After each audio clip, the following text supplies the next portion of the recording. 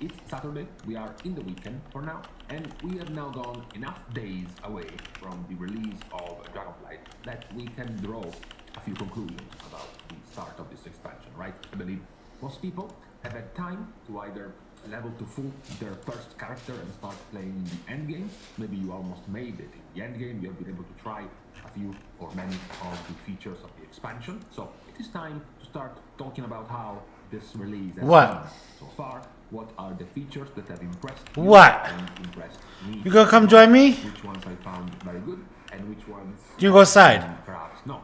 First point. Well, I don't understand what you want from me. Share as well. I hope that most of you have found the same feeling about the release of this expansion. What, baby? The fact that the leveling was better. Huh? At least when it comes to my experience. You can do it. Come on, big guy. It was very nice compared to Shadowlands. Of course, some players might enjoy Dragonflight purely because the leveling experience also included flying, which is something that the Shadowlands experience did not. Being honest, I still think Good boy. Ravendreth are still better than what Dragonflight has to offer. Perhaps to some people even Ardenweald might have been better than what Dragonflight had to offer. But when you take into account the fact that you are able to fly around in Dragonflight and the fact that overall I believe the storyline were cooler in Dragonflight compared to Shadowlands.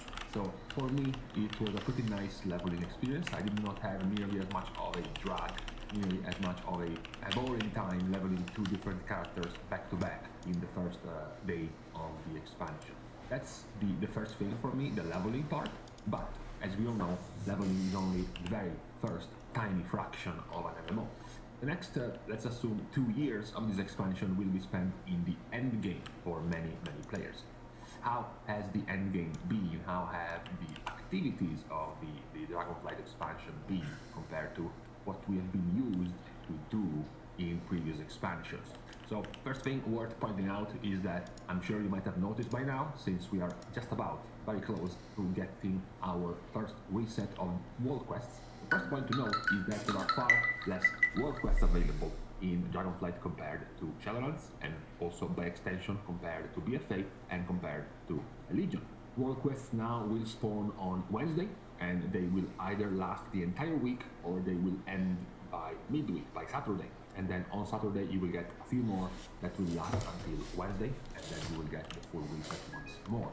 So it's not like previous times where you would log in, fill your entire quest tracker by a dozen or so AP world quests, and then the next day or so you log in again, and once again you have more world quests for AP to clear, like we had for our previous expansions. Now instead, the amount of world quests you have to complete is much lower. We do have, however, compared to previous expansions, way more weekly quests as well as way more daily quests that you can complete, because you have the weekly quests for professions that you can take, you have the weekly quests for certain factions, as well as daily quests from the camps of the Maruk centers. What is also quite different compared to Shadowlands, where the weekly events, the weekly community events that Shadowlands did not have. Because pretty much the only weekly event available at release in Shadowlands was the world bosses. Now, world bosses have been taken away in Dragonflight for the community events. So for the siege of Dragonbane Keep in the Waking Shores, for the grand hunts of the centers, as well as the feast. The Taskar soup you have to make and get some loot and some buff, some world buff that you can get once a week. So those are going to be also an addition to your activities every week. I think this as well has been a positive change compared to what we had before. Like, you know, diversifying the content. Previously, what we have been told we needed to do from Legion all the way up to Shadowlands, it was just log in, open up your map and look for world quests, and generally look for AP world quests because that's important. In Shadowlands, that was even worse, because in Shadowlands, world quests did not give you the type of AP that rewarded character power, that rewarded you with some gear, with some powerful things for you. Instead, it was just anima for cosmetic effects and power-ups of your Covenant Hall. So not nearly as important, and players very quickly stopped paying attention to anima. So it's definitely been a different set of end-game activities compared to previous expansions. What has perhaps been one of the largest changes compared to what we were used to is that we don't really have a specific end-game zone. When you look at Legion, the first patch, the first part of the expansion, you had Suramar, and then you had the Broken Shore, and then you had Argus. Those were basically the zones you were pigeonholed in.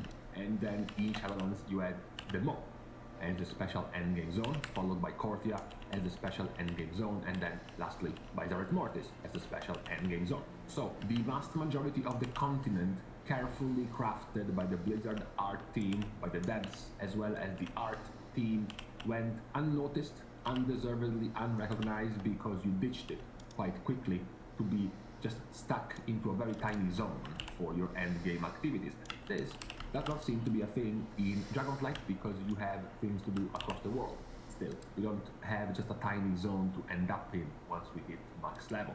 You can still chill around the Azure Span if you have to do wall quests in there, and then you can move to the Maruk Centaur on Aram Plains if you want to do some grand hunts, or if you try to grind for some animals, for skinning, or for herbs, for herbalism, and then back to the Waking Shores to the Elite Zone. There are way more ways to go around the world and find useful things to do in different parts of the regions of Dragonflight compared to previous expansions as well, which can keep things fresh.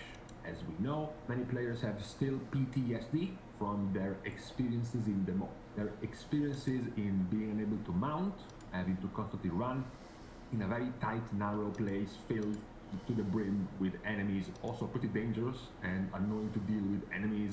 So by comparison, it's a much better improvement compared to the last expansion. We can of course still remind, it's never too much, we still have our flying for the end game, which is not something we had in all the previous expansions from the get-go. Of course, in this case you can also praise it even more because it's not actually flying, it's dragon riding, so it's a different kind of flying. I was going to say with utmost certainty it was a better kind of flying, but apparently, if you go and listen to certain people, certain special people, this is actually not a very good type of flying. It's actually bad, and some of these individuals do want their normal flying back because they don't enjoy dragon riding as much. I wouldn't worry too much about these kind of people. After all, they've all been caught and brought back to the mental asylum they deserve to be in, so that's out of the way. We can also then, at least for me, still be quite happy about how professions have been going. If we look at the previous state of professions, it was a dire affair because